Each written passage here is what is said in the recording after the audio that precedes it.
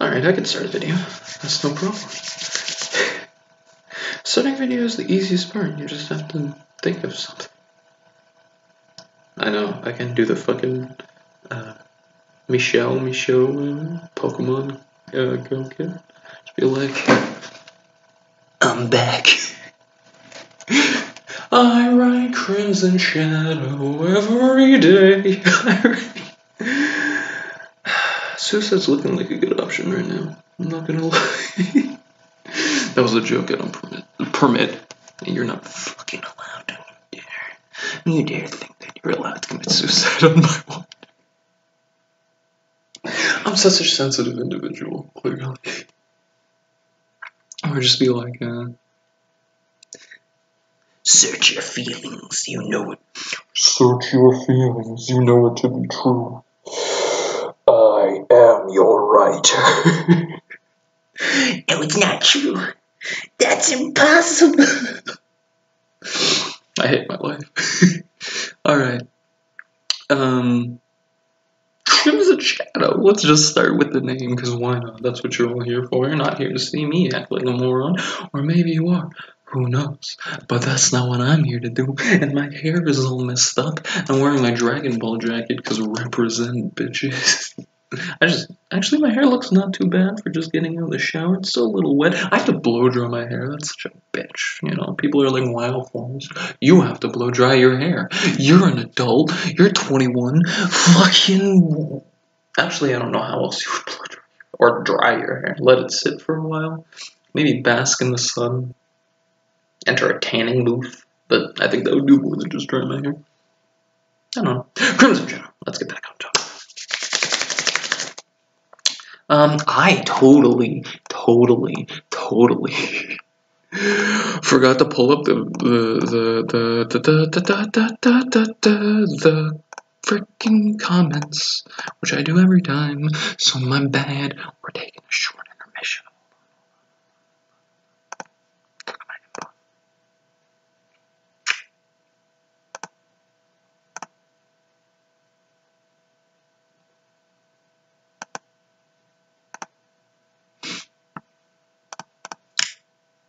There's usually nothing on quotas.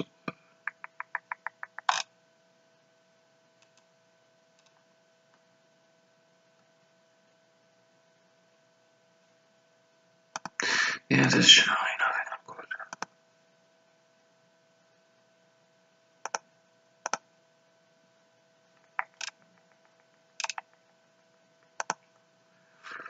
Oh, excuse me.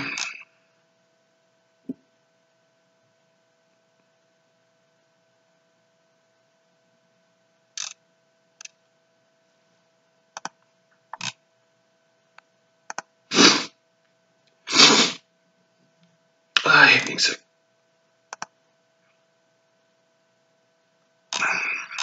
You as a reader, you piece of shit.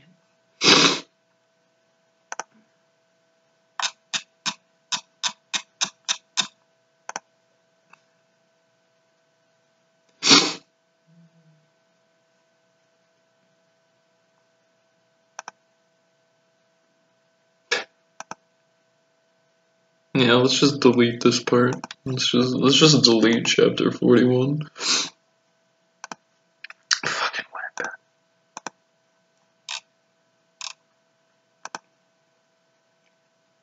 Look at all those stories in the review list that I'm never gonna get around to doing.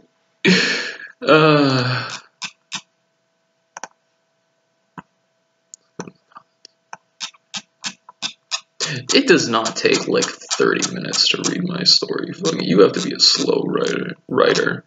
Yeah, you have to be a slow writer to read.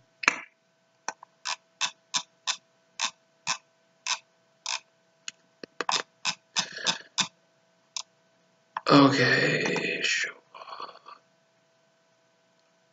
Taki's up.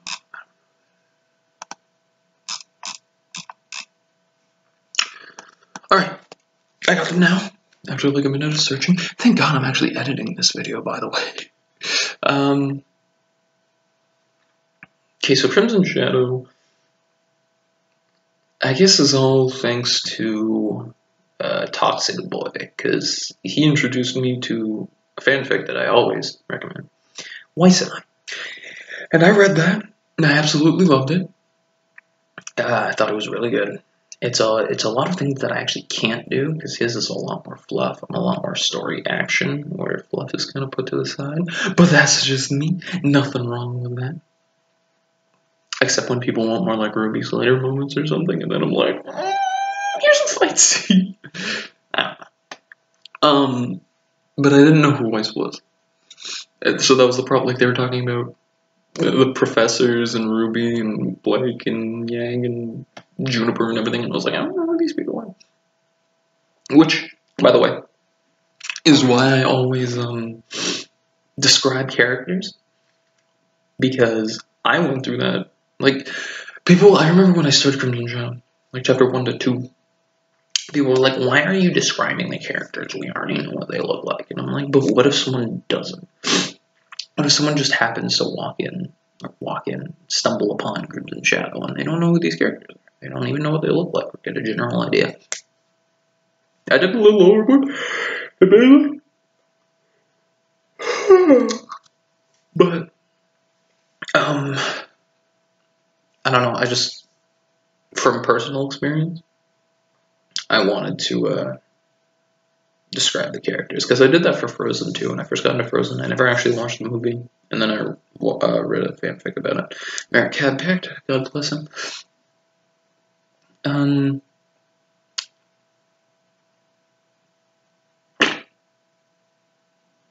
Blanking. So Volume 1 was interesting. I think it was hard to start up, because you have to make all the characters and stuff, and I think at the beginning I only had I had Jet. I had Slater. The Slater, I had Jet, I had Dylan, Ozza, Harrier, and Clementine. Okay. I don't even think I had Clementine when I started the story. I think that was a later thing. I don't remember. But give me some credit. I've been writing the story for like 2 years. Give me some leeway if I kind of forget what happened 2 years ago in the writing process. By the way, I apologize for kind of monotone-ish. I'm a little sick, so my bad. What are you gonna do? I'm also not alone. As you can see, this is a totally different place, which is actually my college, which is why I don't want to be so loud. What are you gonna do? I can't scream Kaioken anymore. But I had those characters to start out with, and I didn't know who the pairing was. I wanted to ask people, because I didn't really have a best girl. I do now, but I didn't. People always think that I write stories based on my best girl, and that's what a lot of writers do, but I don't. Frozen, I don't even like Elsa. I don't like Anna either. I mean, okay, I'm indifferent to them. It's not that I dislike their characters, I just don't care about them. I never was like, oh, Elsa, she's so beautiful. Nothing like that. Even in Ruby, I didn't really care for any of the girls, except for Neo, because she's just... That was my only self-insertish kind of thing, is the relationship between Slater and Neo, but that's more like, come on, when I wrote that chapter and Slater was like, oh my god, you're adorable. Everyone thought she was adorable. She fucking is. You can't tell me she's not. So, that's the only thing I kind of put in there. Other than that, I don't care about... I know I might be insulting my waifus here. But, I don't really care about Ruby. She's, third out of Team Ruby for me. Yang and Weiss are way higher up. I like them far more than Ruby and Blake. I fucking hate Blake. I'm sorry. Again, to anyone who likes Blake, I don't like her. It's just like how people really liked Penny and Pyrrha. I didn't care about Penny and Pyrrha. I mean, they were fine, but I didn't really care about them, which is why I 100% killed them. You know what? Actually, I don't know if I talked about this. I think I mentioned in an office note once where I planned on having Slater kill Pyrrha by accident. That would have been so funny. I would have actually loved to do that. Anyway, Volume 1. It was a rough start. definitely. Getting all the characters set up. Because I was coming off the heels of Frozen. I actually think I had put Projects Past off for a while, because I remember there was like a 6 month hiatus on Projects Past. Because I just didn't want to write it. I was done with Frozen at that point. And then I came back and finished it. And I don't know why I keep looking up here, by the way. I'm just thinking. Like, just talking and slightly thinking. So, forgive me if I'm not giving you my undivided attention by looking at that little circle right there. Or I could just look at me. Hello, me.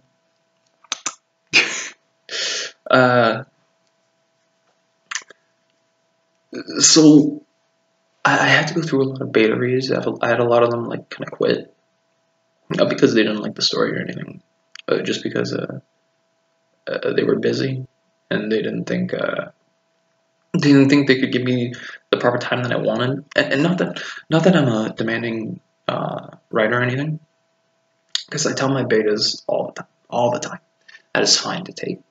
Like, Chapter 41 of Crimson Shadow, that took like a month or something to come out. And it only took that long because my beta forgot to turn on Skype, so he never realized that I messaged him about it. And, he said sorry, and I said, I don't care. People have their stuff to do. After all, we all have lives. I have a life. I can't constantly write, even though I do it in class. But I just I don't try and work my betas because they do they help me out so much, and it's all for free. Just they do it out of the kindness of their heart because I asked, and I can't thank them enough for all the work they've done. Even the early ones who left after like one chapter or something, they helped get Crimson Shadow going. I can't say anything bad about that, really. Especially Golden, who is my current beta reader, has been my beta reader for over 37 chapters or something. He's a fucking beauty. I love him. Crimson Shadow would not be what it is now if it wasn't for him. Definitely. He's just so good. And even though, people will always say, oh, make sure to check over your spelling. Oh, there's a grammar mistake here and there. Yeah, I get it. Generally, my process for posting a chapter is I put it through Grammarly. I don't have the paid premium version, so I just kind of go through the basic one to make sure that all general mistakes are fixed up. But Grammarly can miss stuff like wording, which is weird. I guess that's just because I have the free version. But then I put it through Grammarly, and I send it to my beta. And then I do a quick run through, a really, really quick run through. And then I post it. So, we don't always catch everything because we're just two guys, and we're only human. This is just a hobby. We're having fun with it. I won't always catch every single mistake. That's just how it is. That's how everything is. Actual writers have dozens of people look over their freaking stories to check. I have two. I'll always hone up to them if there's a mistake there. If I, put the wrong there, which usually doesn't happen, or maybe wrote expectations wrong, or maybe use the wrong, or effect. Let's say use the wrong effect or something. Not that that's super hard, but just an example. Sometimes I miss things. What are you gonna do? I don't really have the will or the time to go through every single chapter of all my stories and make sure that everything's perfect. I don't care. I don't care enough. And I don't know, there isn't much to say about Volume 1, to be honest. I almost find that Volume 1, though taking place between the canon Volume 1 and Volume 2, it's a lot like Volume 1, where it's more like an introductory thing. Slater gets to know all these people, not much happens. There's a lot of conflict with Glinda, which eventually died down, but I really like the Glinda Slater, their relationship. It was a lot like a mother-son relationship, but it wasn't, and it teased a lot of people Like, it's like, who's Glenda the mom? But I never planned on having her be the mom. Because, like, why would... She would have given birth to him. She would have known. It's not like he could have hid it. But it's just, you know, Glinda's fascinating. I was actually always worried that it was just going to come back and, like, Glinda was going to come back and blame 4, 5, or 6. No, 6 is coming. And she's like, yeah, I actually have a kid, and I was married or something. I'd be like, fuck. Not that I haven't changed things before, but, like, the dragon and how Jet and Harrier sealed the dragon in the Mount Glen volcano. That was just a little extra thing I put in there. I didn't think it was canon. I don't think that's how the dragon got there, but it's called AU canon for a reason. And I also thought that people would have guessed Harrier's silver eyes at that, because I literally said a flash of silver, which was similar to Ruby when she fucking clapped Cinder. So I don't know. That's not my fault. I'm not gonna call my readers dumb or anything. That's not at all what I'm not calling you dumb. But I was actually surprised that people didn't pick up on Harrier's silver eyes when they did. But we'll get to that. We'll get to that one. I'm at Volume 1.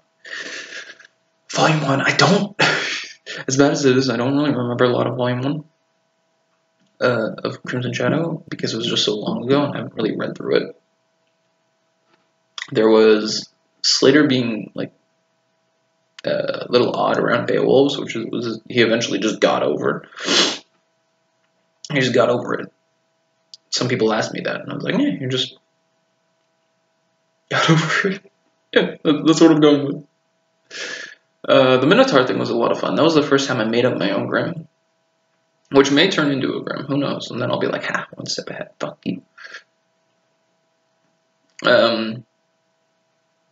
But that was a lot of fun, having his maze and stuff.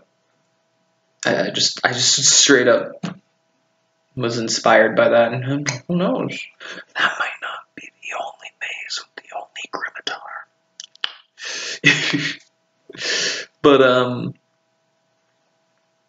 Volume 1 was a lot of fun because I think the end was one of the few times where I showed Slater going like 100%, and even then you could bait that he wasn't because he was so weak and tired. But like him just destroying that Grim as soon as he got his sword and like wanting to kill the other people or like Roman in them. It was a lot of fun. It was a neat turning point. Dylan and actually introducing Dylan was a lot of fun too. His fight scene I think is one of my favorites because the air, like the locations are so interesting. The way Dylan uses his semblance and his weapons. I don't think I've ever repeated that whole fight sequence for Dylan in the same way, because he's I find in terms of fight scenes, he's a very difficult character to write for, because at one point he wants to be far away, because he can shoot out air and he can use water and he can shoot air laced with electricity or ice or fire or whatever, but at the same time he is somewhat of a brawler, kind of like Yang. But he's also a lot more tactical, so he tends to be a little difficult to write a fight scene for, but I think the Slater versus Dylan fight is his best fight. It was just so much fun. Because fights in certain locations can be a lot more interesting than, say, Ozza versus Slater. It's an open field. There's not much I can do with the environment in that situation. Then again, I say that, but the first fight between Ruby and Slater was a lot of fun. Like how Blake just fucking threw a tree at Slater. Slater just caught it and he was like, all right. Then he threw it up and he cut it into pieces, yeah, it was like Blake was cutting at the tree or something, and then they'd make like the little circular, like little platforms, and Harrier and Slater was jumping between them, and I thought that was a lot of fun. I really liked that. It was an interesting way to use the environment, and I couldn't do that for Ozzy because one, I didn't want to repeat myself, and two, she just wanted to burn the shit out of everyone and then blow herself up. So sometimes that can be used to your advantage. Like I have done environments like that before, like or after, um, like Slater versus Harrier, Neo, and Adam, which I still think is a really fun fight scene.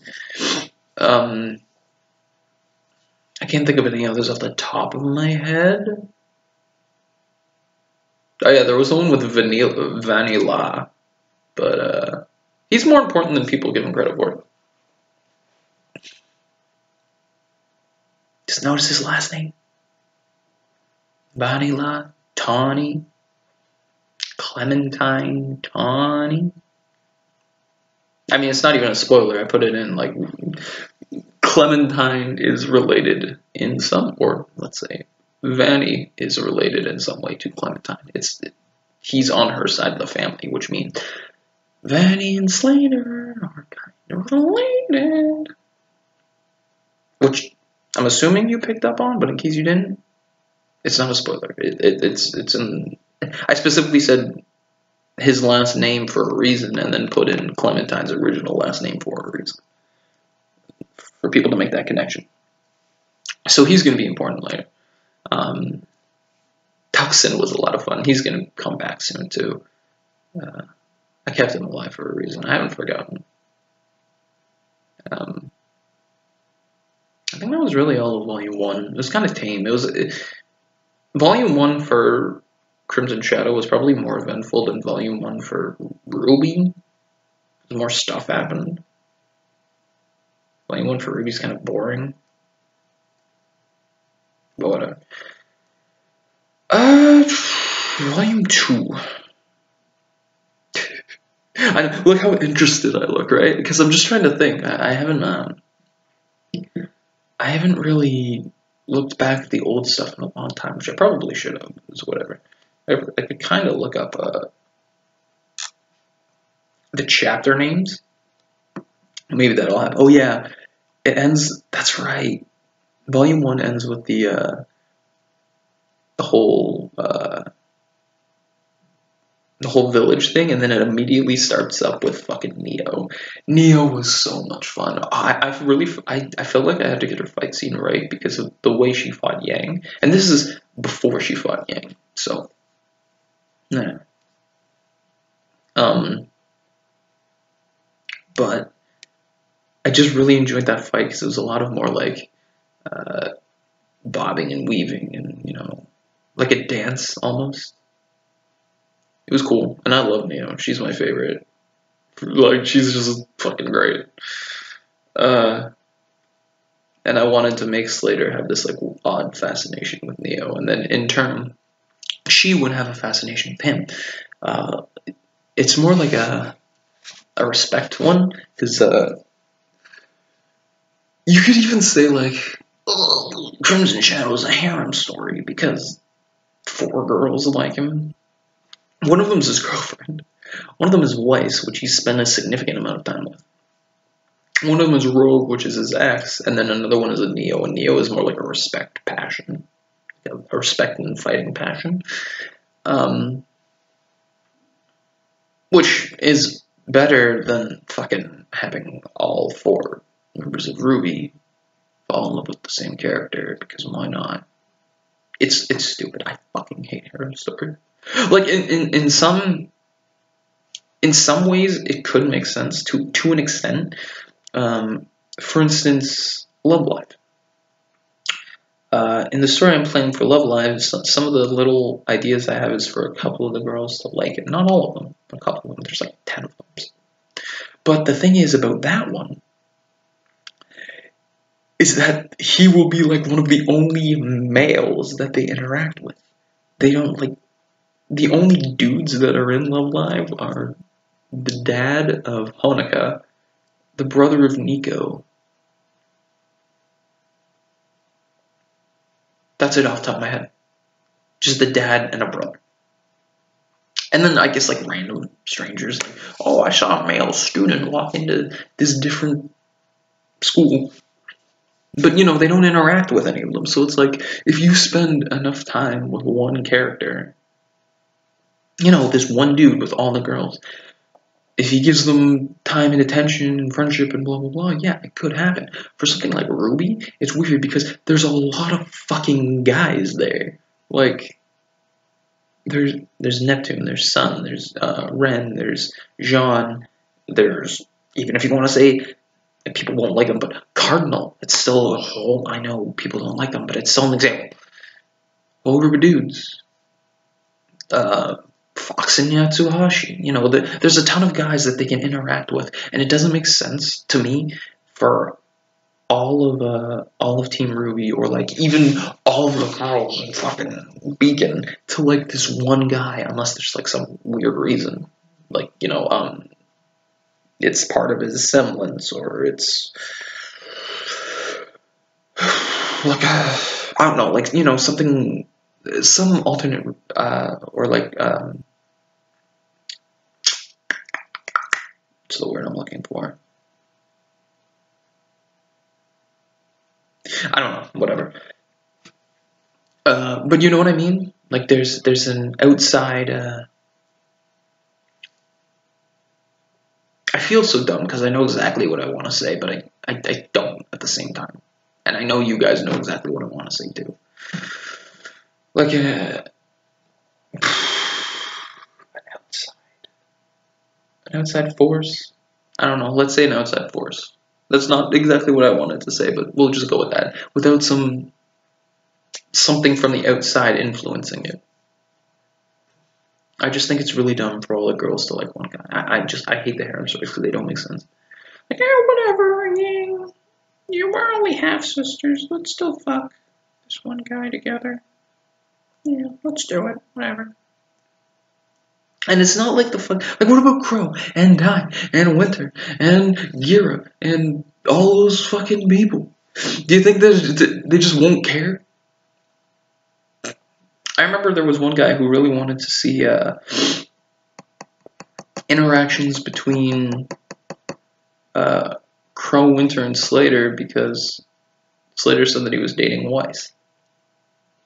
And, you know, he wanted like Crow to get mad and Winter to get mad or something, and thought it would be funny. And the only problem I found with that was it didn't fit with Crow's character. It would work with Winter, but like, if Slater said, hey, I'm not actually dating this girl, it was just for appearances, I don't think Crow would be like, fucking liar. He doesn't seem like that sort of character. So that whole like possible dilemma was just blown over. And I did it really quickly. It was more or less just like a, you know, okay, fair enough, whatever. Because I don't know. There's some people who wanted like, man, let's get Ruby pregnant. I think that'd be funny. And I was just like, no, that's not funny. She's 15. Why would she be pregnant? They haven't even said I love you. Granted, nowadays it doesn't really matter. But you know, and which is true. 41 chapters, and I don't think they've said to each other, I love you. Look at that. It's called building a relationship. It's called not having you say I love you in the first fucking 2 chapters, for Christ's sake. I don't know, there were just some things that people wanted that I just couldn't agree with. Like, I get that some people want more slice of life-ish scenes.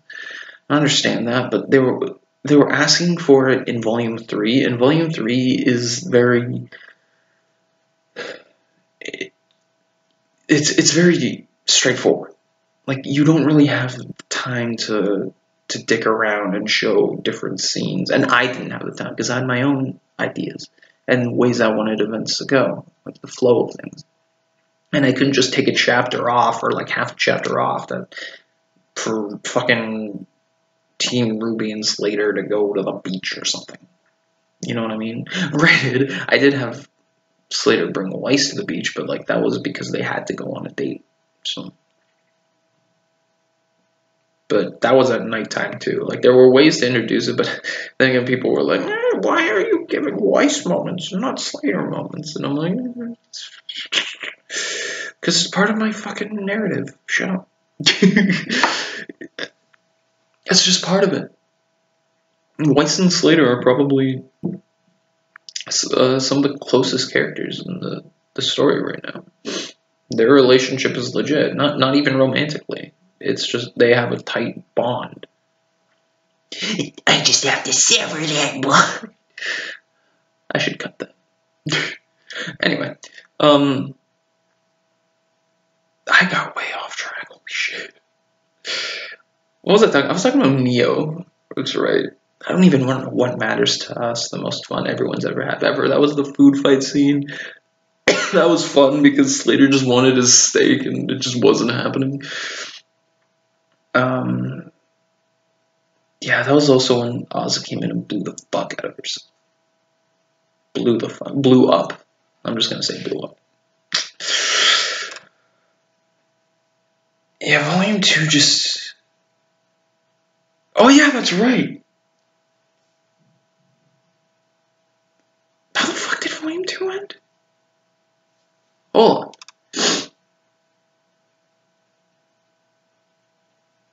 I love how I ended Volume 2. Actually, I didn't end Volume 2 where Volume 2 would end. Because it was the dance, and then they all went on the missions, and then that was just all one chapter, and then Slater fights Harrier and everything. Yeah. I was actually just surprised because there was a lot of chapters, like when Volume 3 starts and everyone comes in, and we get introduced to Orchid, which people really like Orchid, and I'm happy. I remember, I think it was Rain from Wattpad asked why there's not more Yatsuhashi, and I'll probably answer this again later, but you can't have too much of a good thing. Yatsuhashi, you gotta take a dose, or not Yatsuhashi, fuck me, Kin. You gotta take in doses, because he's just too magnificent. I love Kin too, he's just great. He's just one of those guys who's like, ha, I am here. But that was a lot of fun, and then we had Slater. I remember people kind of criticized the beginning of Volume 3, because Slater was just acting like whatever, but that was kind of the point. He was just sort of being like, nah, I'm invincible, who gives a shit? Especially with his fucking semblance, because Slater's overpowered. That was actually a question. I'm going to answer it right now while I have it on my mind. The Silver-Eyed Knight from Fanfiction. And he said, so who are the top 10 strongest characters and where does the reader himself rank at? Where does Slater rank? So we're going to take this as Crimson Shadow. So the top 10 characters in Crimson Shadow. I don't know if you want to know my opinion on, like, let's keep it from Volume 1 to 3. Let's not go to 4 and 5. So in Volume 1 to 3, in my personal opinion, in the canon, it's probably Salem. We don't know that, but I'm going to guess that Salem's stronger than Cinder, who's number 2 for me. So there's Salem, there's Cinder, there's Ozpin. I'm going to say Raven, then Crow, because I know I said Volume 1 to 3, but we'll just say that Raven is stronger than Crow. They're about equal, but we're going to say. The rest of them are more or less interchangeable. You could be like General Ironwood, Glinda, Adam, Winter, any of the teachers really, because I'm not going to put any of the students on there because they're not up there. Yeah, maybe Pyrrha, but I don't think Pyrrha could be Winter. It's my personal opinion, but I don't think she could be Winter. Then again, fucking Mercury and Emerald were dodging fucking lightning, so lightning time. But that's like a general idea of like if you took Volume 1 to 3, who do I think is top 10 strongest? If you say Crimson Shadow, Salem Harrier, because Harrier's just busted. Harrier kicks the fuck out of any maiden. Like that was one thing I actually had a problem with because I wasn't sure if the silver eyes were specifically for maidens, which I'm pretty sure they said, but I kind of like Ruby itself had me second guessing it because Cinder got her maiden powers through like a a sort of stealing ritual that Salem gave her. So that's already like a little bit of Grim already kind of melded with Cinder already. And then, like, Cinder had the fucking Grim arm and everything. So I wasn't sure if, like, it was more because of the Grim aspects of Cinder, or if it was, like, purely the Maidens. I'm pretty sure it's the Maidens. Though I am genuinely curious how Ruby's fucking silver-eyed explosion fucking cut off Cinder's arm and ruined her eye. But whatever, it's not like I explained that better by just having a fucking Curse Spark Slater beat the shit out of her, but we'll get to that. But I had a little problem with that because Clementine was a maiden, and Harrier specifically said you can't beat, and he wasn't even talking about the skill level. He was just talking about his eyes, because there was no way Clementine was going to beat him and his like decades of experience with Silver Eyes. Granted, I've kept that under wraps because I don't know what they can do. Excuse me. I don't know what the Silver Eyes can do, and I don't want to like make stuff up for it, because I actually want to know, which would be great if the show just fucking told us, if Ruby just asked Ozpin, or, you know, at the end of Volume 3, where she's like, well, there's some special power, maybe I can learn any help, and that doesn't even bother doing that anyway. Why does she never ask Ozpin? Or Crow, or anyone. It's fucking stupid. Ruby's such a dumbass. See, at least I actually, like, that whole part bothered me, but Crimson Shadows technically corrected that, because, like, Slater's the one who beat Cinder, so Ruby still doesn't know anything about her silver eyes. So it makes sense for her not to bother practicing or touching up on them or anything, because she doesn't know. I fixed that. Go me. Well, oh yeah, so Harrier's number 2, undisputed. There's no way. Cinder, Ozpin, no, they couldn't beat Harrier. No way. And then here's my problem.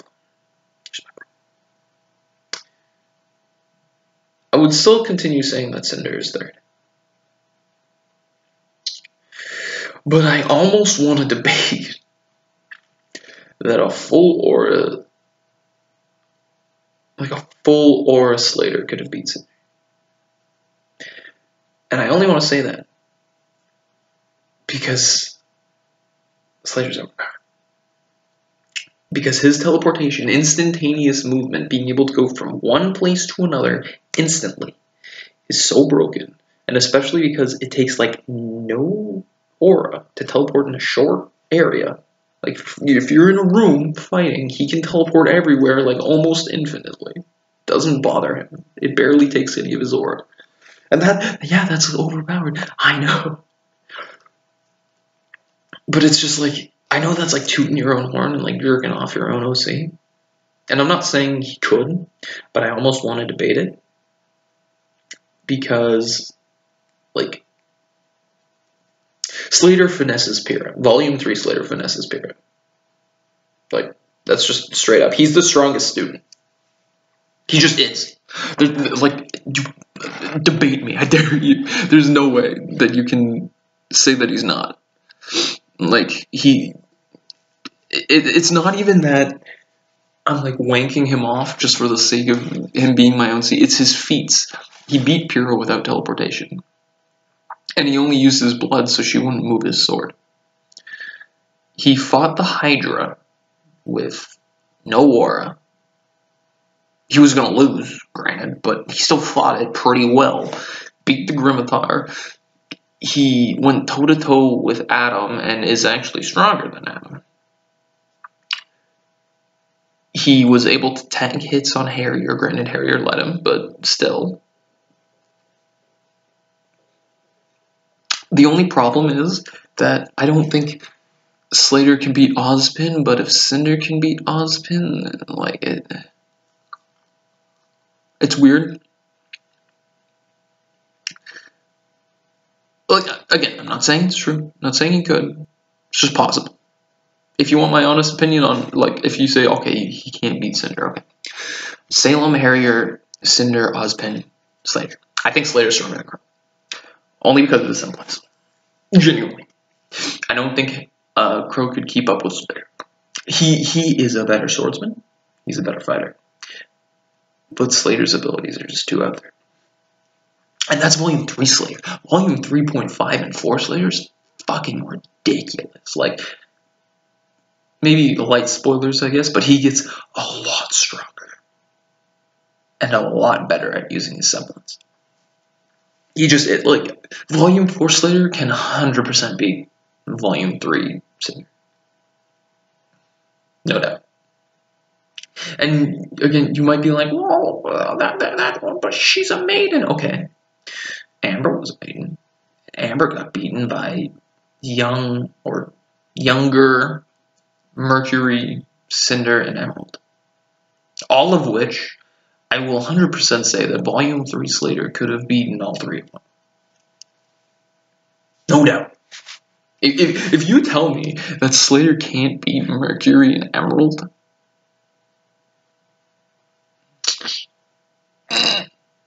even Cinder, like, come on. Like, Cinder doesn't even have her maiden powers. What can she even do? What can she do? But what can she even do? I can't. You're jerking off your own sweet forest. But that's just, I don't see it. I don't see a way that they could beat it. With his teleportation and everything, there's just no way. And if he can beat them, and they can beat Maiden Amber, which probably had her maiden powers for a decent amount, and then Cinder only had half that power, Slater could definitely beat half Maiden Cinder. I don't doubt that at all. If they can beat full Maiden Amber and he can beat them, then he can beat half Maiden Cinder. I don't give a shit. I don't care. Debate me. I bet. Debate me. Do it. I'll fucking set the programmer your ass.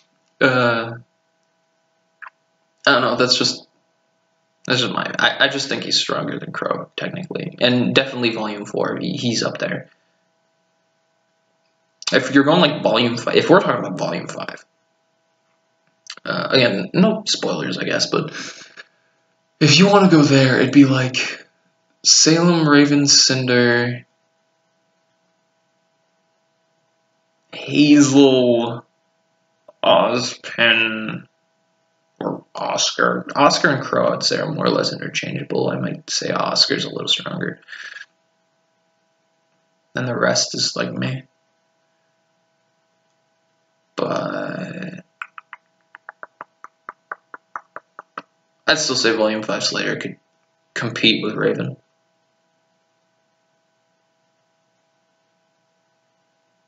Because Harrier's stronger than her. No doubt. And with all that Volume 5 Slater can do. And his curse mark. Don't forget his curse mark. His curse mark can, I don't give a shit. Curse mark can fuck. If he can fuck up Harrier. No. Oh, Volume 5. Oh, you guys are gonna love the fight scene of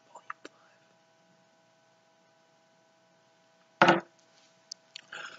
You guys are gonna love the fight scene of Volume 5. I guarantee it. That finale fight, like, oh boy. Let's just all admit it, right? Other than Hazel versus Oscar, and even Cinder versus Raven, which I know people don't like that fight, but you can't tell me that wasn't like one of the two best fights in Volume 5. You can't tell me that it wasn't. And then there was Yang versus the Bandits. That one was pretty cool, but like, you can't tell me that wasn't one of the best fight scenes in Volume 5.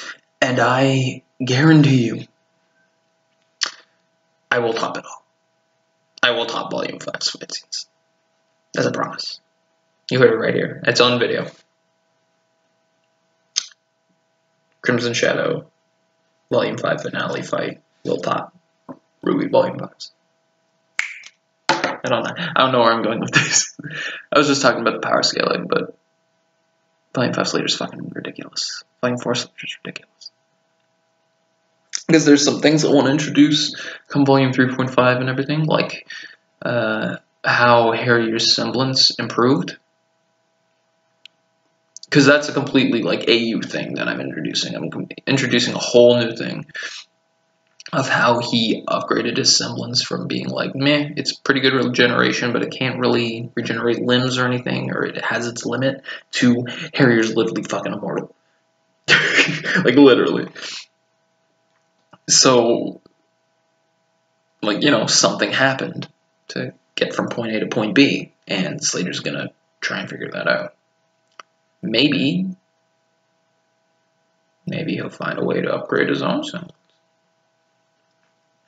Maybe upgrade other people's semblances. I don't know, a little tease at what might come. If you're wondering, I'm thinking of starting up Crimson Shadow probably after volume 6 ends. Probably, yeah. I'll Bearer of the Curse will be done. I'll probably be doing Limitless and Love Alive. And then I'll continue Crimson Shadow once volume 6 is done. That's just off the top of my head. Anyway, where was I? Oh yeah, the whole Grim Eclipse arc. That was a lot of fun. Grim Eclipse sucks. The game's terrible. But I thought there was a lot of cool things that could have been in it if it was just implemented better. And that's what I aim to do with that. I wanted to make Grim Eclipse better. And I genuinely think I did. Like, I'm straight up gonna toot my own horn. I think I made Grim Eclipse better with Crimson Shadow. I added a little bit of backstory. I added that Merlot had his body, so that's why they could regenerate a bit. That's why some of the Grim were intense. I had that Hydra fight, which I've been holding in my back pocket for a long time, and I thought that was a lot of fun. I thought it was a lot of fun to have like almost the entire school come in and just start fighting the giant Hydra. That was a lot of fun. That's one of those scenes that I really wish I could like animate. Like, if I had any animation skill whatsoever, just to have, you know, all the characters be fighting or dodging and stuff. And I really like some of the ways I describe. Like, I couldn't describe everyone. Like, I could have, but it just would have been like mindless. Like, at least when they're fighting, there's a reason they're fighting. You know who's gonna win, but it just seemed mindless to transition from person to person. Like, if I want to show all of Team Ruby, all of Team Juniper, Orchid, Coffee, Sun, you know, all of those, it just would have been boring at that point. Like, who cares? But I had a lot of fun with the whole Grim Eclipse arc. It was a lot of, it was kind of difficult, I'm not going to lie, because, you know, a lot of Grim Eclipse is just run to this, kill a bunch of Grim, run here, kill a bunch of Grim, run here, kill a bunch of Grim. So I had to like pace out the movements and where everyone went and et cetera, et cetera. But I still think it turned out really well. I'm really proud of the Grim Eclipse arc. I thought it was a lot of fun. And we got to see what Dior can do. I liked it. I don't think there's anything that I would change about the Grim Eclipse arc. It went exactly how I wanted it to. It was good. I fucking enjoyed the shit out of that. Then we got into the tournament arc. Tournament was fun. I'm just trying to think, like, trying to remember and anything that I'd want to remember specifically, or that I would find, or you guys would find interesting. I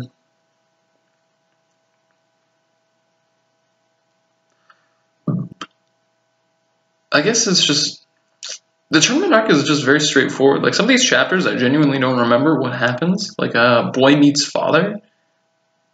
I don't remember what happens in that chapter. Oh yeah, that's right. That's when Slater goes to Ty's house. That's right. Okay, I remember that. That was something that people would want. That was one of those things that I kind of forced or like put in there because of the fans. Because people wanted that. So I just threw it in there. So why not? These people were like, why is Slater staying on the other side of the road? He could teleport. And I'm like, because I said so. Don't question it. He doesn't want to teleport all the time. Leave it alone. Tournament was a lot of fun to write. I really liked the Orchid versus Slater and Dylan fight. A lot of people picked up on the little references I made to Metal Gear Solid Revengeance, because I fucking love that game, with Armstrong and having a similar thing to Kin, which originally it wasn't. Like, I just had Kin be able to metallize single parts, and if you played the game and knew, Armstrong could like fucking, like, his whole upper body could be metallized or nano machines, or Kin could only do one at a time. But that was a lot of fun fight. That like really just kicked off the tournament arc and like blew everything out of it. Like, I'm just saying, Slater and Dylan versus Orchid was better than any of the actual fights in the tournament. Yeah, except maybe like Yang and Mercury, because that was a really good fight. But all the other ones were kind of lame. Funky was neat. It was cool enough. I like that one. But like Juniper and Ruby's fight, and even Sun's fight, I like Sun's, like Team Sun's fight more than Ruby and Juniper's. Mostly because of the music, I think. But those fights sucked. I don't care what you say, they sucked. And then fucking Crow and Winter come in, and Crow's my favorite character, and that was a lot of fun. I was looking forward to that for a long time. See, the weird thing I had with that one is, like, a lot of people, like, fucking force themselves into that fight. And I did it too with Slater, but, like, I don't know. I could judge myself on it. My only thing that I'll defend myself on that is, at least Slater had a background with Winter and Crow. Like, he trained with Winter. Winter would want to see what he could do. And, you know, as I said, he has a little bit of a charm on her. No, not like that. Winter doesn't like Slater like that. But he has a little bit of a charm on her, so he got her to fight, and I thought it was a really fun fight. When fucking Slater teleported Crow into the girls' change room, or just fucking knocked Winter into the water, and then they just started laughing. It's just a fun fight. I enjoyed it. Slater versus Crow and Winter. Probably could have won. No, he wouldn't have won that. Maybe, if he spammed his semblance more. I swear, I fucking write Slater to hold back so much. If he just spammed the bitch out of his semblance. Spam the bitch. Just spammed his semblance. There's no way anyone could beat him. He could just blitz them instantly. Like, genuinely, I don't think there's a single character off the top of my head other than Ozpin and Harrier that couldn't, or that could, like, fight off Slater if he just tried to blitz them. Harrier and Ozpin could. Nobody else could. He could just drain their aura and knock them out really quickly if he wanted to, but that's just not part of his character. It's just how it is. Don't judge me. Then more tournament arc. I remember I wanted to skip a lot of stuff in the tournament arc because I didn't want to rewrite a lot of the fights. Like, I don't want to rewrite Funky versus Ruby or Yang versus Mercury or stuff like that. I didn't, because, like, who cares? Just watch the show if you want to see that. I'm not rewriting it. I only wanted to make the differences. And that's when we got to Penny versus Slater, which I actually had in mind before that fight actually came out, like Pyrrha versus Penny. I planned on having Cinder use Penny's robotics to, like, make her a killing machine and try and murder Slater. And even when I saw it, and then Slater would have to kill Penny. And that fight actually went exactly how I wanted it to. I'm not going to lie. I want to... Hold on. Where is it? The spark. Hold on. Hold on. I'll keep that. But, like, that fight, there's a lot of things I wanted to do in that I actually did. You're the one doing stuff. You enabled me. Hell yeah.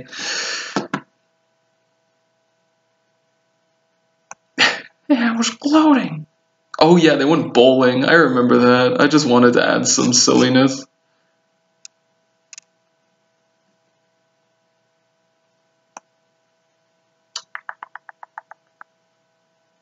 I freaking don't remember how long this chapter was. Yeah, it was a lot of fun because one of the things I wanted to do is and that I did do is have Emerald manipulate Slater so that he didn't see the blade. So instead of like how it happened with Pyrrha, where she thought she was losing control of her semblance and then saw more blades than she thought, I just wanted Emerald to make Slater see blades that weren't there so he'd get hit by another direction. And let's be honest, Slater's not that dumb. And like he figured out, he was like, something's not right here. I really like this fight. And people would be like, this is strange.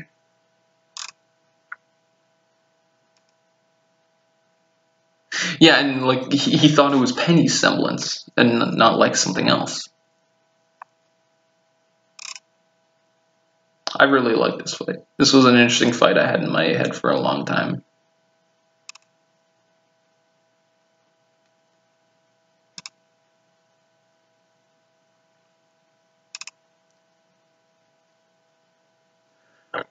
I liked it. It was a lot of fun. I appreciate this fight. I think it's a lot of fun. I said that like 3 times. But him killing Penny and then the whole Battle of Beacon, yeah, it only took me 54 minutes to get to Battle of Beacon. I'm going to edit the beginning, though, because I kind of dicked around a lot. The Battle of Beacon, that was something I had in my head for a very, very, very long time since it came out. I knew more or less what I wanted to do. The dragon, it was weird because I always find there's this line of what I can change and what I can't. Because on one hand, I don't want to change the story up too much, but then you have to for it to make sense. Like, I was never going to keep Pyrrha alive. There was no point. That keeping Pyrrha alive is far too big of a change that I didn't want to deal with. Because that would change character motivations, because Ruby, Jean, Ranger, I don't think they'd be as motivated to all go to Mistral if Pyrrha was alive. It just might not have happened. You could say it would have, and I could agree with you. I would say, yeah, it still would have happened, but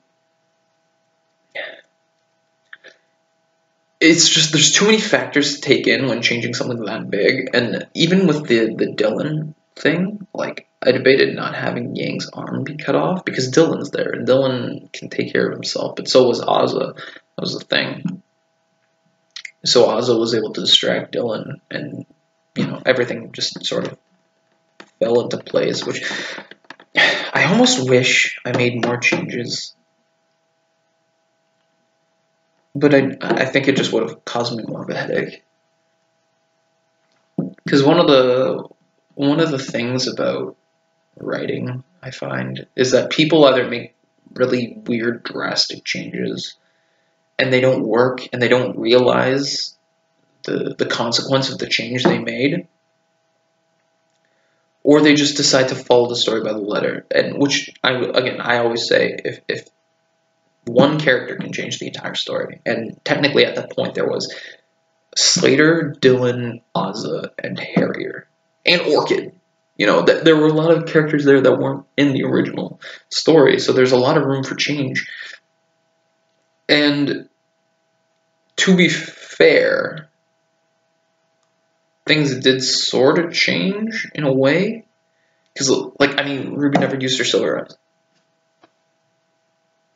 That's a pretty significant change, one that technically doesn't even matter, but that means I have to find a different way to incorporate Ruby's silver eyes. But I guess I'll think more of that later because I already have Harrier's silver eyes. So I already have like the silver eyed warrior in check. And there was changing of Yang and Blake, but like Yang losing her arm was too big of a like a fork in the road for her, I guess, like a character moment. There's no way I could take that out for her. It just like this isn't an AU. This is AU canon, so I am trying to stick as close to the canon as possible with legitimate changes that make sense. So I can't just go off the rails and change the entire story. As much as sometimes I would want to, it just wouldn't be worth it. And I could get a headache from some readers, some reviewers. Speaking of headaches from reviewers, chapter 41, the curse mark chapter. I knew that was going to be a very controversial chapter because I introduced the curse mark, which, yeah, okay, let's get this out of the way right away. Let's just get this out of the way right away. Yes, Naruto has curse marks. Yes, curse mark Slater bears some resemblance to Kyuubi, to the Nine-Tails, to the not chocolate cloak, but it's KCM because that's Kurama Chakra mode and not Kurama Link mode. I think. I could be wrong, but you know what I mean, like 4 tails and 6 tails and stuff when he's all bloody and he's fighting Orochimaru in pain, if you watch Naruto. Yes, that does bear a resemblance to it. Was it intentional? No, there was only one scene that I actually intended to reference Naruto with, and that was when Cinder was standing far away and she was like, alright, he's over there, he can't get me, and then the hand comes up and grabs her. And then he, like, lifts her up, jumps forward, pulls her back, and punches her in the face. That's the only time I intentionally referenced Naruto, which was, when Naruto and Sasuke were fighting. And he did the same thing. Yeah. But the way I designed the curse mark early on, there was no way to... And then once I hit chapter 37, I think it was, there was no going back. I even talked about my beta about it, and I was like, do you think I should keep this going? Do you think I should do it? Because it is kind of an out there idea. It's very OC. It's very like, oh wow, if he gets too angry, this happens, which isn't true, by the way. I don't know how much of it I explained, but here's a sneak preview straight from the mouth of. I'm gonna do the whole fucking Ruby thing where it's like, oh, this is the director's cut, and you get information that's not there. Like Ruby liking strawberries more than cookies when she's never eaten a fucking strawberry in her life. Fuck you. If you say Ruby's favorite food is strawberries just because the creator said it was, fuck you. No. I don't, like, okay. That's rude, but like, show don't tell. If Ruby is shown to like cookies more than like anything in the series, like, okay, first episode she ate a bunch of cookies. Whatever. You could say that the fandom went overboard with that. It's like, oh my god, she likes cookies, because she never really went on like a cookie tangent. Again, from my knowledge that I remember, I haven't watched Ruby in a while.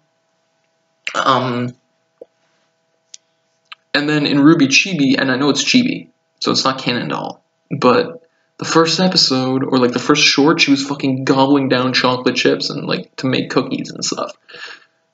Where is the strawberry aspect? Because it's red? You know what I mean? Like, if you... Okay, I know I said fuck you. But if you said Ruby's favorite food is strawberries, I'm not going to say you're wrong. But I'm going to say prove it to me. In the show, chibi or not, I'm going to say prove to me that strawberries are her favorite. Because I can at least prove that she likes cookies a lot. You can't prove to me that she likes strawberries a lot. Unless it's in a new Chibi episode that I haven't seen. I haven't watched Chibi in a long time. Or I haven't been watching the newer Chibis. So, unless I don't know something. And if there's a scene in Chibi where she mentions that strawberries are her favorite, let me know. I am okay with being wrong. There's no problem. But from where I stand, just saying she likes strawberries the most because some fucking DVD commentary said it. What? Like, even, I remember they said that Team Cardinal, I think it was Dove or some other character, is actually stronger than Cardin. And to be fair, they actually kind of showed that off by Cardin not being in the finale. Or like when they were fighting Penny and CL. Yeah, CL. Cardin wasn't there, so you could kind of be like, maybe Cardin wasn't suited. You know, I could believe that because at least there's a little bit of evidence, or even the Pyrrha versus Cardinal fight. Cardin didn't do the best out of his team. So I could believe that. That's at least in the show.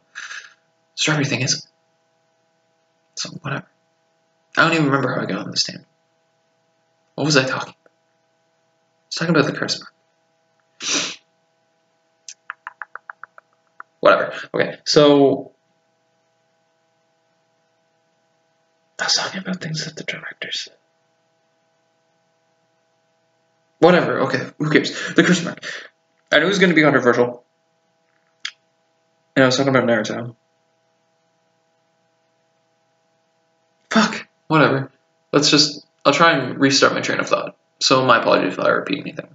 That's my bad. It was always meant to be like a... Or no, I was gonna say there was something about the curse mark that yeah, okay, I remember. So, coming from me, the writer, and I'm assuming you already got this, you can understand it, but the curse mark only truly activates when his aura is low, or when it's non-existent, because that's when it actually spread. As long as he has aura, the curse mark can't, like, break free, in a way. So it's not like, oh, if you get mighty angry, you transform. Then again, that's what I know, and that's what you know. Does Slater know that? Find out when I continue Prince Shadow. But you know what I mean. So it's not like, oh, if you get angry, there's a super power up. It's nothing like that, and they don't intend it to be like that. That's very, cliche in a way. And again, it was never even intended to be like that. Because the little extra credit scene, quote unquote. This is my quote unquote. The extra credit scene showed that that wasn't even Salem's original plan. It was a backup plan in case Harriet tried to do something with it. But she just wanted to make Slater into a puppet, erase his memory and get him on her side. And then Harriet did something with the curse mark. So, wasn't even her. It was hers fault. And that was a lot of fun. I don't even know what I was. Why did I say that was a lot of fun? I don't know. I'm a genius. But it was. I really, really liked writing that fight. I really enjoyed it. I thought him slowly, like the curse mark growing, going down, smoothing over his body, and then to eventually go over and take over his face as his eyes change from like whatever your eye color is or mine. Let's just take mine for example. I'm trying to look over. It's like greenish blue, more green. But as it goes from say green to red all the way across, the blood continues to travel over. He gets stronger and stronger, which isn't. I can't believe I'm saying this, but that's not even his final form.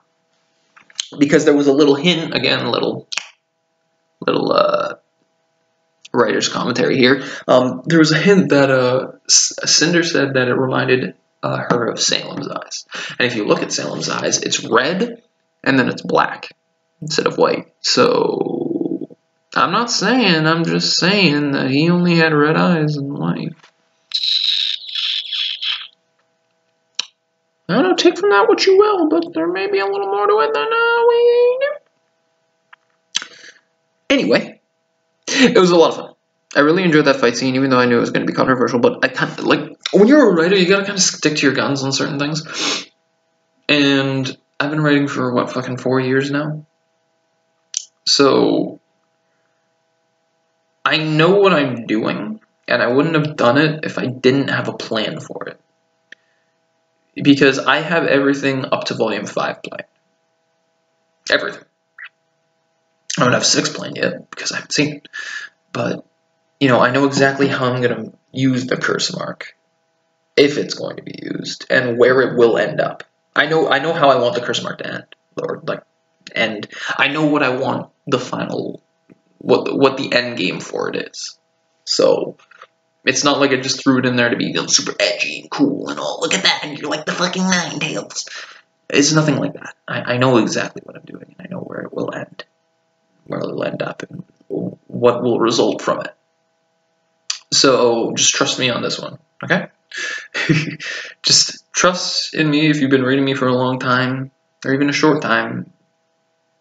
Just know that I know what I'm doing. Okay? Just trust in me. Trust in Chi. But I really did have a lot of fun with like just having a moment where you fucking just smacked around Cinder, which is a lot of fun, and like put her in her place. You know, she just got her super powerful thing. She killed Osbin, killed Pyrrha, thought she killed you, and then she's like, nah, I'm so good. And you just come up and just fucking bitch slap her, show her that she's nothing. I don't remember if I think I had Slater crush her arm. I don't remember if I had him cut it off. I don't remember. I'll have to look at that chapter again, because I'll have to have that for future reference, but I don't remember what happened to her arm. Because I know I made sure her eye was messed up, but is her arm still going to be grim? I don't know. I'll have to check, because I genuinely forget. And then it was the whole battle against Harrier, and that was a lot of fun. Seeing Harrier finally get a little serious, seeing that, you know, when he isn't relying on his regeneration, he's like, all right, let's do it. Let's get into this. And he just goes in and he can start feeling his emotions again, and he starts feeling, you know, excitement, anger, anxiety, you know, worry, and everything of this fight. And it's just a whole new,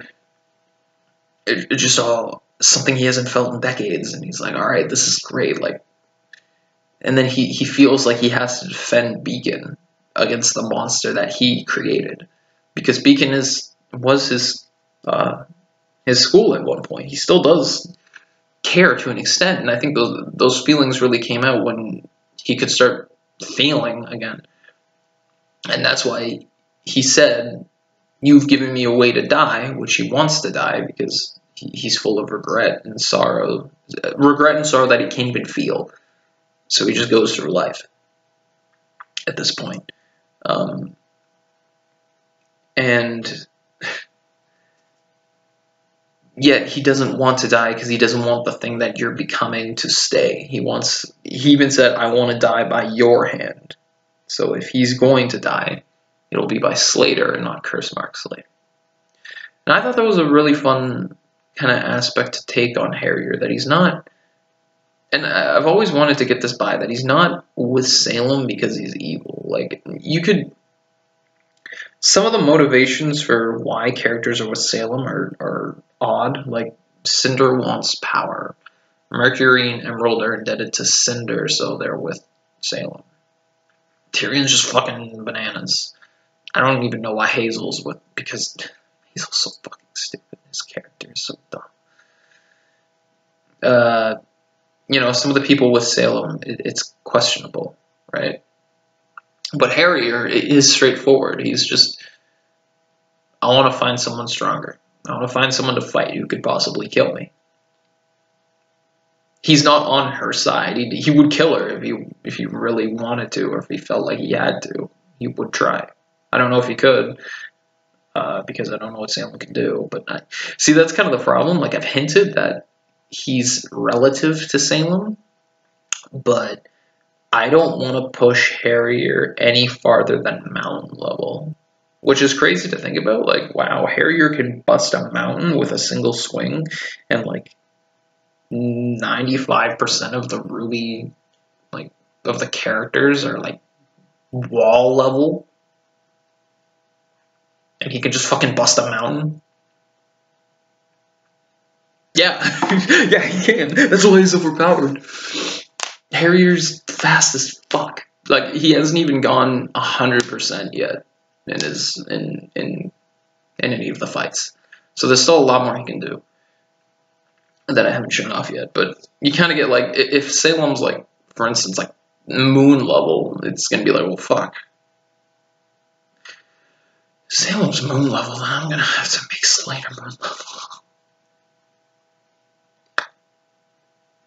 Guess we'll see.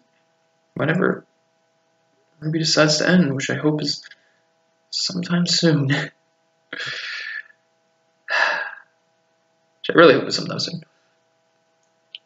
But it was a lot. Like, I thought the fight was really, really awesome. Like, I remember I was one of my friends was reading it, and he was just joking around about the whole fucking Cinder and Slater fight. He was like, oh, this is Naruto. Oh, he's growing his arm back like an American, blah, blah, blah. But then all that kind of went away when it got to the Harrier fight, because I think the Harrier fight is really good. You know, he protects Crow, he gets angry, he loses his arm. She hasn't grown back yet, by the way. He actually has kept his arm, well, she can grow back at any time, but he's let it, oh fuck, I just realized that's a Sasuke thing. He's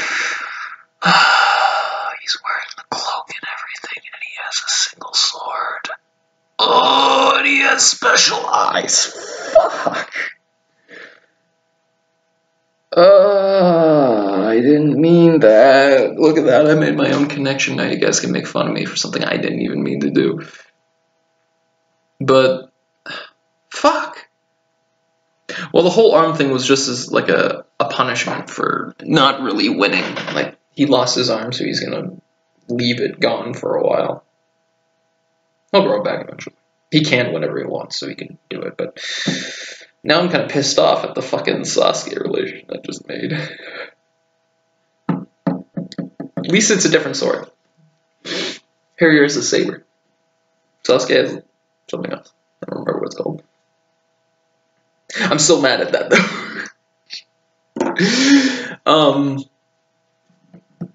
And then there's the fight, there's the end. Harrier uses his silver eyes, which was awesome, which I was hinting at for so long, and I could finally reveal it. That was such an awesome moment to finally be able to show off that he always had those silver eyes. I'm gonna lower this a little bit because I'm lazy.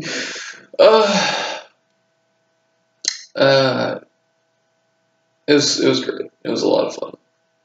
It was great to write. You know, I even had a question posted on my message board on Wattpad about how I was able to stick with some like one story for so long, or like just stick with a story like Crimson Shadow or Project Past or anything for so long and not get bored of it. And I answered him, but I'll just answer it here too because I'm about to get into the question or the comments and stuff. I always say that it is because I really want to get my idea out there. You know, ideas are nothing if you can't follow through with them. So if I have this great idea for a story, who gives a fuck if I can't write it, you know? And I hate canceling stories. I've only ever done it twice. That was 2 Frozen stories. That was like towards the end of my Frozen career. I still write it for Patreon one-shots, but that's about it. I don't...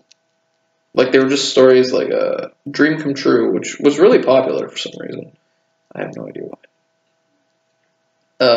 That one would have been going on for a long time, like bare minimum 30 chapters.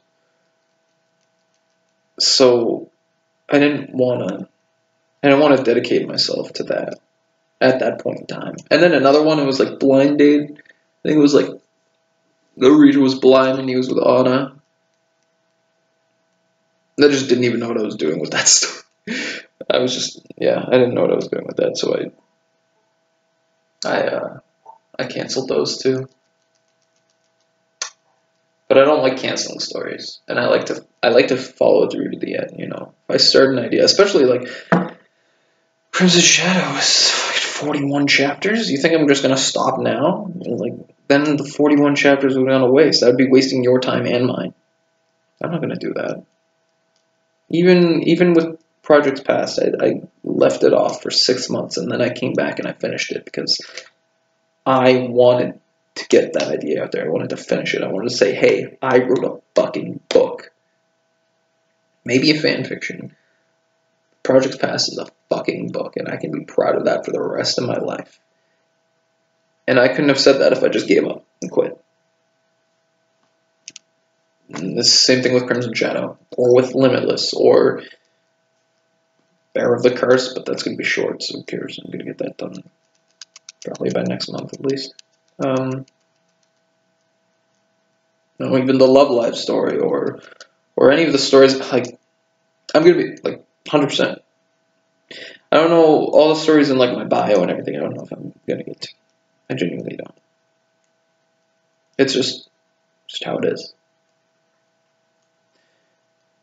Considering the stories that I have going right now, I mean, Crimson Shadow and Limitless. 2 stories that are going to take a very long time.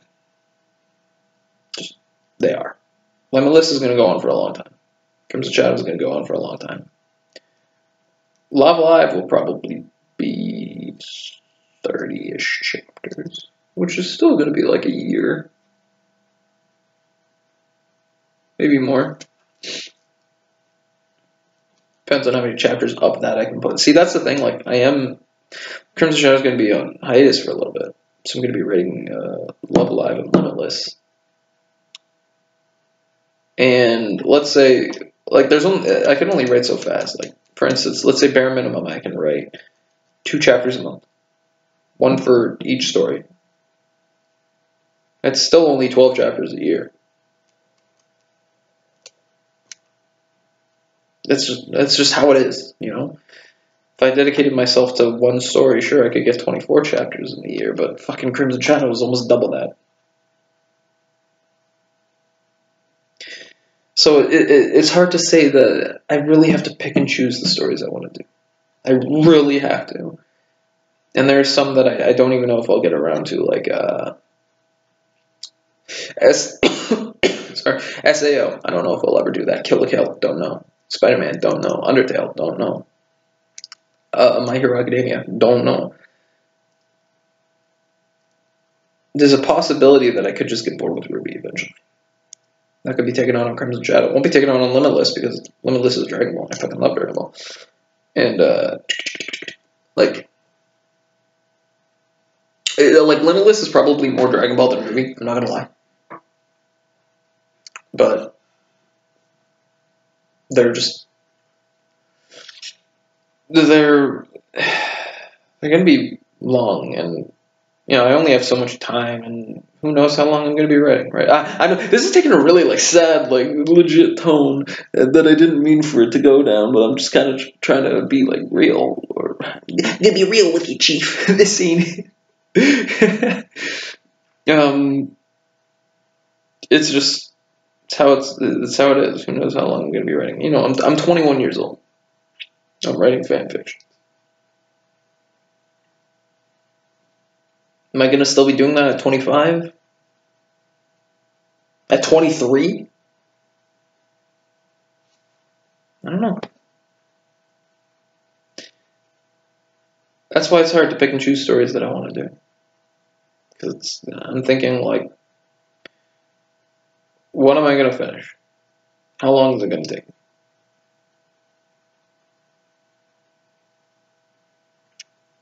That's why I started doing Bear of the Curse. That's why that's why I'm planning to do Love Live. Because I know that won't take me very long, but it's not going to be like a 60 chapter story like Limitless or Crimson Shadow would be, you know what I mean? So, I don't know. It's always weird to think because I love writing to death. And I don't know. If I love it, I'll definitely continue doing it, but I don't know. It's just, Weird thought. How long will I really be doing this? You know, I say I love it now, but what about in 2 years when I'm still going to school and trying to get a fucking job? This is getting too real. I'm gonna dial this back for a second. God damn it. Alright, let me like sit up. Oh my god, my legs are fucked. Okay. Let's get into questions. Let's get into comments and stuff. Okay, let's do that. Okay. Chapter 41. Hot damn, that was pretty decent by Smokey Panda on fan. Well, yeah, we're starting with fanfiction, by the way. I keep looking over to me because I look to a face. And, hot damn, that was pretty decent. Thanks, Smokey Panda. I'm glad I'm decent. Game Lover 41592. That was epic and great, and a great wrap up to Volume 3, but now begins the separation adventures. That's true. That's the thing. Volume 3.5 and Volume 4.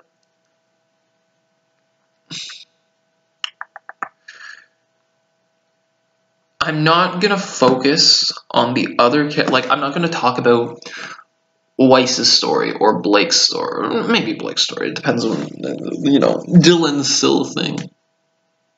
So there's character like unless Slater or Dylan is involved, I'm not going to write about it.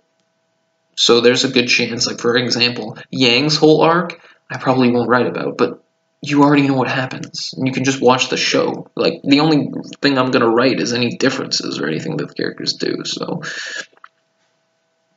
separate, alright. Let's, oh, this is a guest. J1895C. Yo, your fanfiction should be like an anime, bro, because this shit was pretty fire, dude. Of course, there are a couple of problems to fix, but overall, one of the best stories I've ever read. Keep up the good work, thank you. Yeah, I would fucking love to animate some of this stuff. Like, it'd be so much fun. I'd love to. I just love to see some of that, especially like Projects Past, for instance, which is like more or less completely original. Like I've said it before, but if you just change the names of the Disney characters and the cities and stuff, that's an original story. I would love to get that into a fucking movie or show or something. I would audiobook the fuck out of that. Shepherd239, just wondering, back when Jet sealed the Grim Dragon in the mountain, did he die or was he placed in a deep coma as a side effect of what he did? So, Harrier sealed both the dragon and Jet into the mountain. So, Jet was kind of like in a deep coma, pretty much. And then he eventually broke out. Yeah. It was just, Marin, what the fuck? Marandino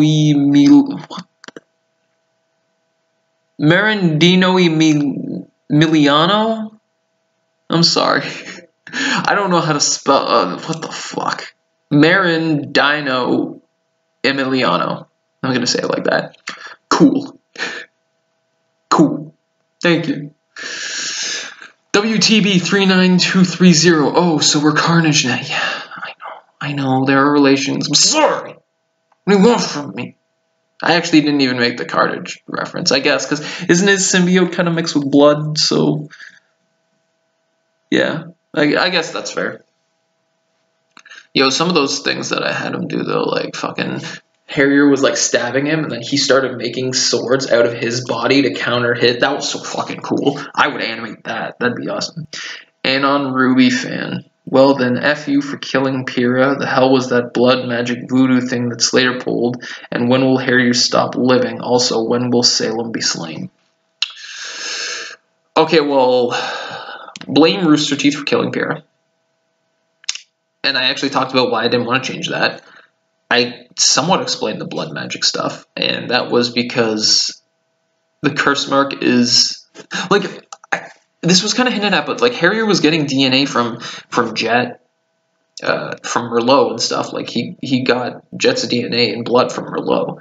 So Slater has Jet's blood, Harrier's blood, his own kind of DNA, and a couple other things. But basically, he's like an amalgamation of a bunch of DNA and blood types and slight semblances. So like that's why Slater could do like actually harm. Oh fuck! I almost gave away Harrier's weakness. Yes, he does have a weakness, as I've just shown in that chapter. There is a way to nullify his blood, which will be explored later on. I can't believe I almost talked about that. But the blood magic thing was basically Salem's doing. She knew that Harrier would try to mess with it, because Harrier honestly has more respect and is more aligned with Slater than Salem, as much as it doesn't look like it. He really is. When will Harrier stop living? You'll have to keep reading. And when will Salem be slain? I don't know. Honestly, I could write my own ending to Ruby if I really wanted to. Like, Volume 6 is utter shit. I'm highly debating just writing my own ending. Because it, let's be honest here. 4 and 5 haven't been so good. Let's just be honest. They haven't. So if it's gonna keep going down like this, and it's just gonna be, it's not gonna. If I'm not enjoying Ruby, the show, I may still enjoy Crimson Shadow, but I don't want to just be writing about its mistakes and stuff. I'd rather just end it early. If I absolutely despise Volume 6 and think it's terrible. Is this supposed to be a second-person POV or a third-person POV? Oh, that was on Chapter 1. Chapter 1 was third person, the rest of it is second person. I do love you stories. You can paint a picture in my mind and make me feel good or bad or sad or mad. And I love how your relationships are slow build-ups and your fight scenes are pretty well written as well, but dang, I wish you would update more often. It sucks being so into a story than having to wait forever for another chapter. Yeah. That's just the way it is, because, I have a bunch of other things to write. I also have school. I also have just personal life. I talk to my friends. I can't be writing all the time. It's just the way it is. It sucks. I'd like to be writing more, but, what are you gonna do? Anyway, that was it for Crimson for fanfiction. I'm gonna go on to Archive of Our Own next. Excuse me. And then I will go on to Wattpad.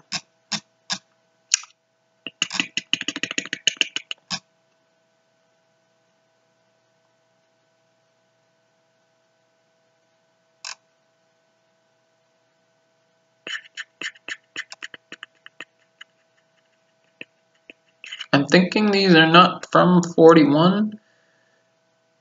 I don't know. Let's see. God Eater QC. I don't know if this was 82 days ago. I don't think I posted it that long ago.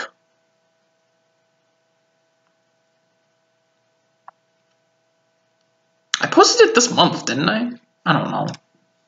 I don't think that was 82. You nailed it. You definitely made the best. I don't know. Raise up, Haynes, clapping, masterful. The feels, brother. The feels needless to say that I'm following you since the beginning, but like an evil mastermind, I only reveal myself now to troll. Oh yeah, okay, I remember this. This was a while ago. All hell will break loose. Dark laughter. Time for Slater to be to some no time.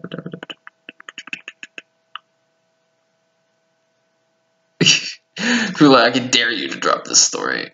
I'm not dropping this story. I promise. I too would also like to see a continuation. It's been like, what, 2 years since this chapter came out? And honestly, if you see this, you're an amazing writer. Heartwarming scenes like this one. Very few people have made my heart feel warm with just stating, how the scene played out. And you, my friend, have successfully done it. Amazing work, and kudos to you. Thank you, Toe Gamer. Adaraku. Holy, that was some Nine Tails versus Pain. Yeah, I know. One way beating right there. I saw your Patreon, buddy. Was surprised to know, and you were a fellow Canadian. Hell yeah, Canadians. I also started Frozen Projects Past. Hope you like it. I freaking love it. Oh, you just said it. Cliffhanger, can't live without Crimson Shadow anymore. You need to take responsibility. Jokes aside, congrats, and I hope you'll be able to realize your other projects. Yeah, don't worry. Yeah, Crimson Shadow will come back. I'm guessing, like, if it'll be back in, like, when does Ruby usually end? December? January? Somewhere around there? That's when I'll start doing Crimson Shadow again. The Reader. Dang, this gets better and better. I just love your ability to keep it canonical, yet still fits us into the story while allowing it to flow. I talked about that. Cliffhanger, expected, needed, and makes me fervently await the next installment. Keep up the good work. Thank you. Oh, and then The Reader again. I guess that was on chapter 40. This was 41. Man, it's over. It's all over. For now! The fight scene's awesome. The intricate storytelling, awesome. The way of relationships progresses, awesome. The whole flipping thing, awesome. I need more adjectives. I thank you for this wonderful story that you've dedicated so much time to. I hope others enjoyed it as much as I have and commemorate you on reaching this milestone, for we all wait for what comes next. Your work is not flawless. No, it is not. I will never say it is, but it comes very close. I lift my glass to you. Thank you, The Reader. Sometimes it's weird to hear, like, praise to this extent, because I never took any, like, actual writing courses or anything. I'm literally just all, self-taught. I just kind of wrote, and then I got better and better as I progressed on over the 4 years. So it's always interesting, hearing this praise, because I almost feel like I don't deserve it. Like, I don't know. No, I feel like I deserve it. I'm not going to put myself down. I've worked my fucking ass off for 4 years writing constantly. You know what I mean? Like, I'm allowed to have somewhat of an ego and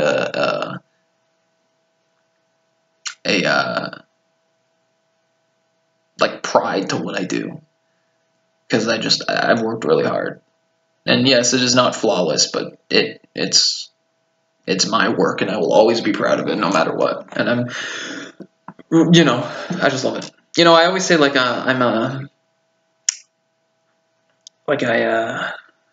joke about, probably the best male reader or male reader X blank writer out there. And I don't, like, I say that as a joke somewhat, but I also don't, because, like, I look up a lot. Like, I genuinely do. I don't like reading that much, but I always check to see if there are any new male reader X whoever stories. And I don't see them all, because some characters I just don't know, so I can't look them up. But I wouldn't even be mad if someone was better than me. I'd almost embrace it. It'd be something to read. Be something cool. What can you say? Brahm the Storyteller. Gods have been so busy, but gods, this was amazing. The ideas were ever new and fresh and so well executed. Thank you. I love hearing, like, fresh when it's really just, like, curse mark QE bullshit, as someone could describe it as, but I don't care. I've been planning it for too long. To be honest, actually, here's a little side note. I actually had the curse mark pop up a lot sooner, and Slater was going to fight, like, going to end up destroying one of the Atlas ships, hurt Jean, fight off, like, Winter and Crow and Ironwood and, like, other students and stuff. The curse mark was really going to take over, but that was going to be before the final, like, the Slater versus Penny thing. And I just couldn't find a way for him to do all that, to show off some of the curse mark and what it can do. And this wasn't even, like, this was just the curse mark influencing him a little bit. This wasn't even the blood all over him. But I couldn't figure out a way for him to still continue on in the tournament after doing all that. And I thought it was a little bit overkill and unnecessary. But that was just one of the things that was going to happen. Ah, fuck. My USB! Ugh. Fuck. Yeah, but thank you, Brahm the Storyteller. Jon Snow. Oh, that's Bear of the Curse. Fuck. Never mind. I'm not talking about Bear of the Curse right now. Sorry, excuse me. Did I read this? TOH Gamer. Did I? Oh, whatever. Well, that was a very atypical way to end out Volume 3. I wonder what you'll write for Volume 4. Mystery. It was an atypical way. That usually isn't how people end on Volume 3. I don't think people tend to... Like, I think I changed Volume 3 more than most people do, because to an extent, I feel like people are a little too afraid to change it up, because that's such like a huge moment, like for Ruby and Pyrrha dying and all these things happening. But you know, to an extent, I wanted to change it. Like it really doesn't even matter that Ruby saw fucking Pyrrha die. Like it kind of does, but like I can work with it. I'm enjoying the story so far, though. You've managed to prove time and time again that you can put emotions in a way that you use show not tell method. Yeah, that's always so difficult, I find, to do in a story, because you literally have to tell people, because like you have to write it. So it's like it's not even like a, you know, you can see a character there, you know, their lip will quiver a bit, or maybe they'll like rub their eye, or you know, their eyes will become a little red from like a, you know, teary eye, or they'll clench their fist. Things that you may miss, but certain people can pick up on there. For writing, you have to, like, if you have to say your fist clenches, you know, or this person's fist clenched. So it's like you have to draw attention to it. So show not tell is kind of harder for writing, I find, because you're literally supposed to tell people what's happening. But I'm glad that I can sometimes get that right. Show not tell method to paint a picture of the scene perfectly in one person's mind. One suggestion would be to check your grammar mistakes throughout the entire story and do a quick reread and correct any mistakes you see in the chapter you're about to upload. I've talked about this before. You know, we just happen to miss them, and that's just what happens. It just happens, and I'll never deny it. You know, I would on some of the reviews I do, which I don't really do anymore. I always thought of doing like reviews on like a video, like YouTube, getting a Discord call with a couple of my friends who also read stuff and just talk about a story, because I find that's a lot more fun, and I'll actually do it. Though, you know, we'll see. Otherwise, I'm really enjoying Crimson Shadow right now. Keep up the awesome work, and your fan base will be looking forward to the next chapter in Season 4. Thank you, TOH Gamer. I appreciate that. Thank you very much. Thank you, everyone, to be honest. Like, even the people who might not have commented and who are just watching this because they watch I mean, it's an hour and 39 minutes. A big gay. Oh, so Slater is Takizawa now. It's Takizawa.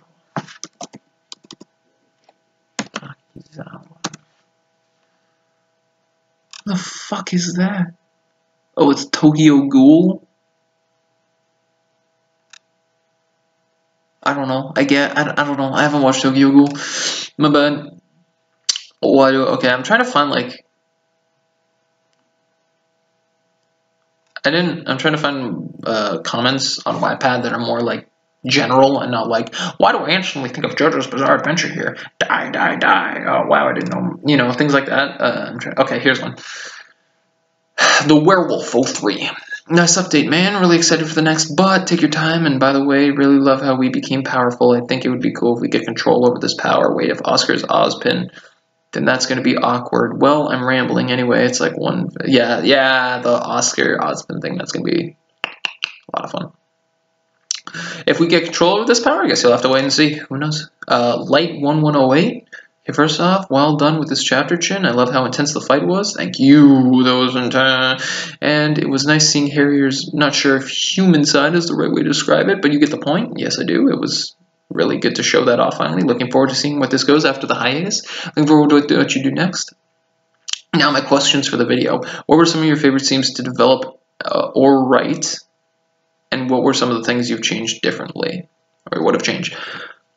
I think I mentioned that, like, the Slater versus Dylan fight is one of my favorites. Some of the, like, even though I hate writing fluff, some of the fluff was interesting. Like, the bowling scene, I thought was a lot of fun, where, like, Slater just couldn't land a shot, and then everyone else was, like, even the people who kind of sucked, Dylan was manipulating the ball with, like, thin layers of water to, like, screw Slater over and make everyone else get strikes. I thought that was a really fun scene. Yeah, I just thought that was probably one of my favorite scenes, just for fun. It was just a cute scene, and I really love writing fight scenes. I just love them. I love like choreographing the fight scenes. It's just so great.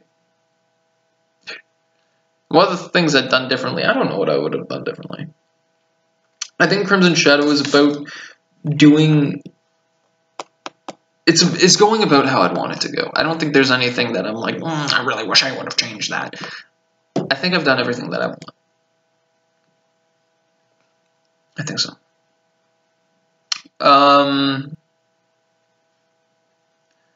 My other question is, who's your favorite character to write and why? Slater or Harrier? As like generic as that is, I just think they're very fun characters to write. And lastly, because I have to ask this to any Love Live fan, who's your best girl? Okay. Here's a little secret. For anyone who cares about the Love Live stuff, which I don't know if you do, but here's the secret. One of the things I want to do for that story is to not tell the readers who they're going to be paired up with, which I don't like, because like when you enter a story, it's like, hey, it's reader X Ruby, so you know who you're getting yourself into. Like, what if you read Crimson Shadow for 20 chapters and then you ended up with fucking Velvet, and you don't care about Velvet? You know, it kind of takes away from it. But I kind of wanted to do it for Love Live because I thought it would be more interesting for you to see how your character goes through and interacts with the girls and who you will actually end up together with. I think that might be more fun than just knowing, oh, hey, it's going to be Reen or Nico or Ellie or Honoka or whatever. I think it'd be more fun if you're just like, what will happen? I know that'll leave some disappointment because there's 10 girls. And I actually mentioned having more than one girl maybe like you at the same time, but you're only going to end up with one. I'm not into that harem shit. You're going to have one of the 10. So I don't want to say who my best girl is, because if I say that, then it could potentially put if I say my favorite character or my best girl is, and this is hypothetical, my best girl is Umi, then if the character ends up with Umi, then, you know, that'll be more like, oh, you're just doing that because of personal bias, which I guess all stories are, because, like, who cares? But, my best girl is Umi, by the way. I do like Umi, but she's not my favorite girl. I'm not going to tell you, just for that reason, because I want it to be a surprise by the end of it. Sorry, I couldn't answer that question. That was a long description, but whatever. My bad. But thank you for and thank you for all the hard work as well. Thank you for reading. That's always you readers make this worth it. Okay, by Rain 106. Oh boy, Rain's questions. Does Harrier style or groom his beard? He doesn't. It's natural. Who's your favorite OC in this book? Slater or Harrier? Who do you find the hardest to write for, Blake? Who's your favorite character to write for? Slater or Harrier? I said that before. Why doesn't Ken have more time in the book? Because he's a special child and he's best done in small doses. I mean, he's the best character other than Harrier, after all, in my opinion, at least. Yeah, Harrier is probably just one of the best characters. Now everyone's gonna start calling me gay. Oh my god, so many Rain comments.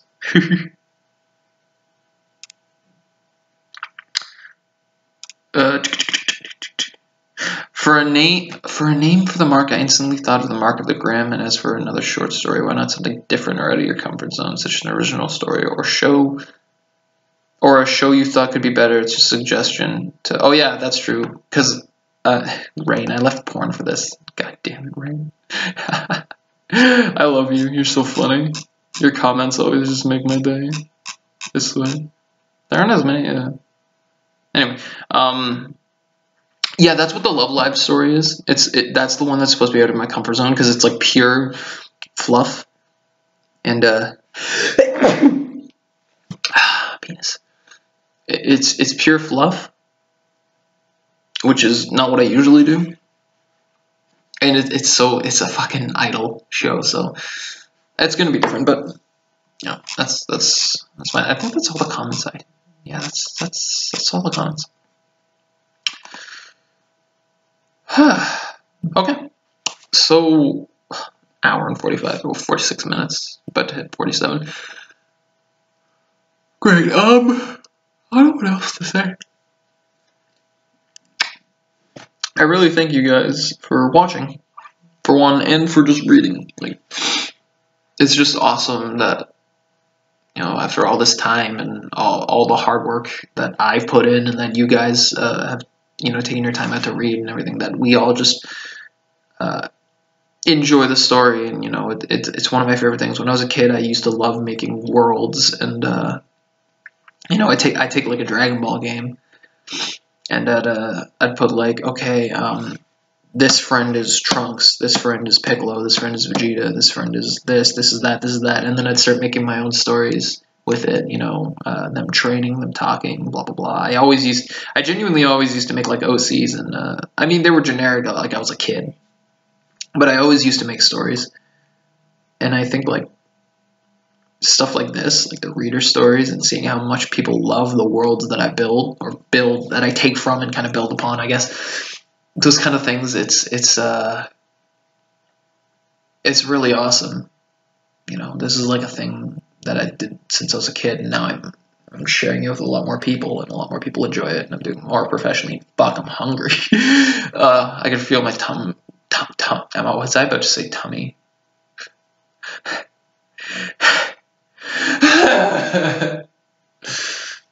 But I can feel, you know, I really appreciate that everyone enjoys it and reads it and really likes what I do, and it's just awesome, to be honest. You know, I can never thank everybody enough for this. If you told me I would start writing stories 4 years ago, I would have said you're retarded. But now it's just one of my greatest hobbies, and I love it to death. So, yeah, Crimson Shadow will continue, and I love it, and I have more plans with Harrier, with Semblances, with Vanny, with, you know, all the Volume 4 and 5 stuff, and we'll have to see what happens in Volume 6. I still have a few secrets that I haven't revealed yet, that I've been hinting at. Like, for instance, it's been mentioned that Salem would have just taken something if she wanted it. What would Salem want? You know, that's a little secret right there. Give you guys something to think about. I looked at myself again because the fucking eyes. I'm just drawn to the eyes. But I think that's it for now. Thank you guys for watching. It's a long ass video. So, what are you gonna do? I guess I'll see you guys in the next chapter of whatever I do, or next video. Whenever I do that. People think I should start making more videos, but I don't even know what to talk about. I could just review a story and get annoyed. But yeah. I think I've said but yeah to try and finish it off like 4 times now. I think that this is probably great. I'm dragging this on long enough. I'm bad at goodbyes. So, hey guys, again, for sticking around for so long. This is like a mini podcast where I just ramble about a fucking fan fiction kill me. But yeah, so we will. Fucking, I did it. I'm gonna die. Why is this awkward? I'm like fine. Whatever. I'll guess I'll just see you guys. Yo, if you have an Xbox, my gamer tag is Chinsangan. You should definitely let's play some games. That'd be fun.